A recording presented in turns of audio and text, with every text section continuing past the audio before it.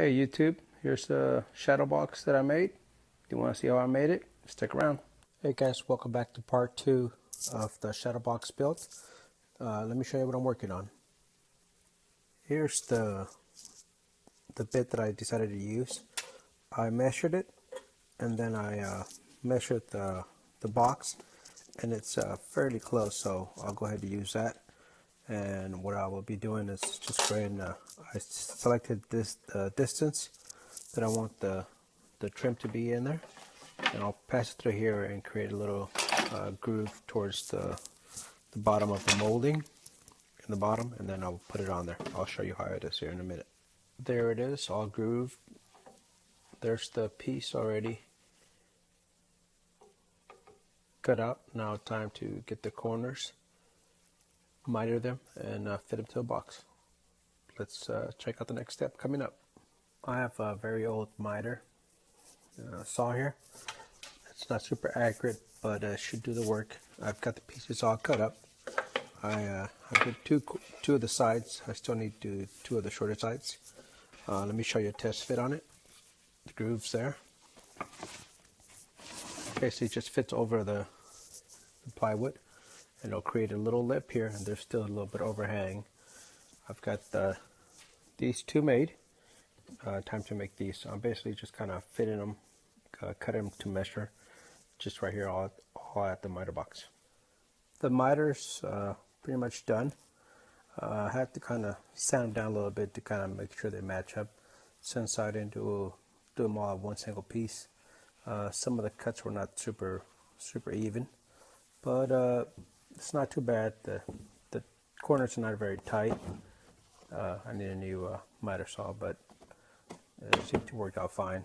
Now I'll take off the trim, and I'll take it to the table saw, and I'll cut it in half, or less than half, and then that way I can open up the box, and we'll get to the next step here in a few minutes. Alrighty, we're getting ready to cut the box. Got the blade raised just slightly over the size of the plywood, and we'll cut it in 4 sides. Here we go. I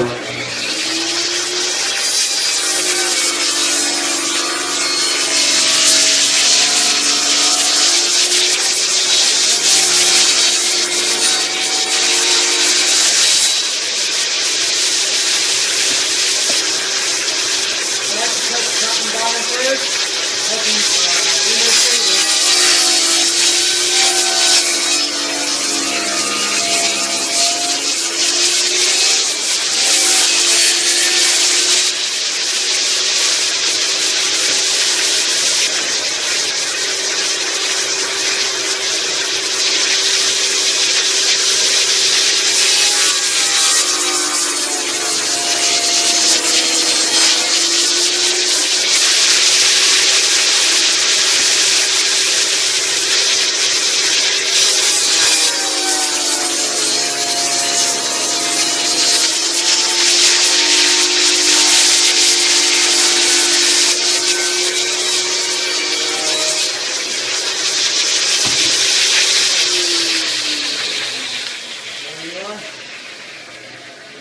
Two pieces.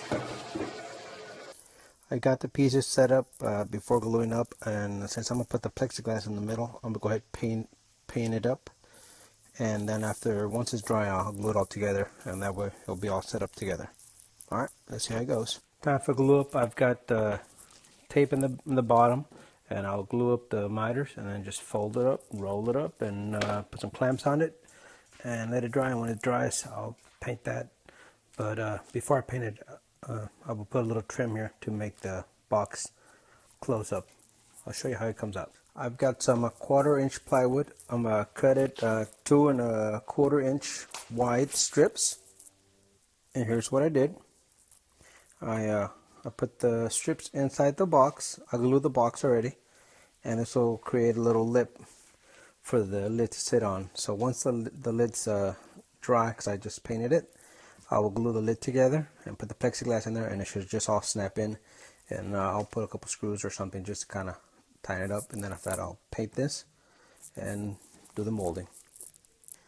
There are the 2 halves got paint on them already. We'll be letting them dry, and then we'll be putting the plexiglass.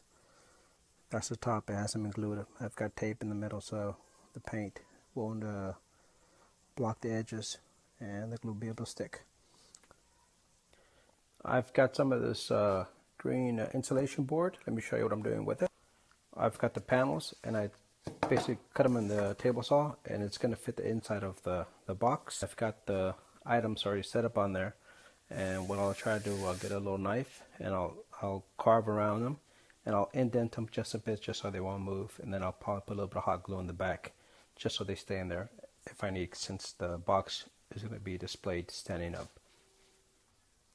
We've got the pieces all mocked up. All the grooves are made. I made a little shelf piece. I'm going to get the hot glue gun and glue this together. And once that's done, I'll try to sand it off a little bit, and I'm going to try painting it, see how the paint reacts to the foam. It should be okay.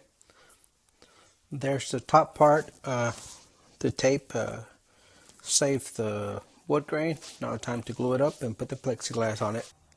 The two parts are put back together, and I decided to paint the outside black and keep the inside red. I'll let it dry for a little bit, sand it down, fill up cool pinholes, and put another coat in it. I painted the foam. Originally I painted red, but I painted with a spray can, and I guess the alcohol in the paint can ate up pieces of the foam. So I tried painting it with some can paint black, not spray paint, and it seemed to work better. So what I decided to do is to make another one. I just cut out the scissors. Here's for the clippers, and here I'm just cutting the knife. What I'm doing, I'm using my homemade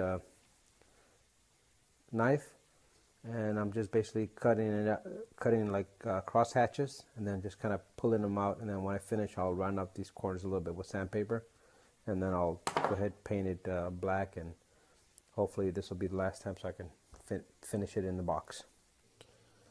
I've got the back painted. It's flat black. I've got the tools in there. I'm getting ready to put a little bit of hot glue behind each tool just to make sure they stay put. I also got the trim work stain. I used gun stock, and I'll be either putting some oil or some polyurethane on them just to kind of protect the wood. And then I will put it back together, and I'll put a couple of screws in the back just to keep them together, and it should be all ready to go. The display is all done. Got the staining, got a little bit of polyurethane. Sorry about the glaze on there. Just clean the glass. I put a little hanger, a couple screws here to hold it in. They can be taken off, and this will open back up. It's ready to ship.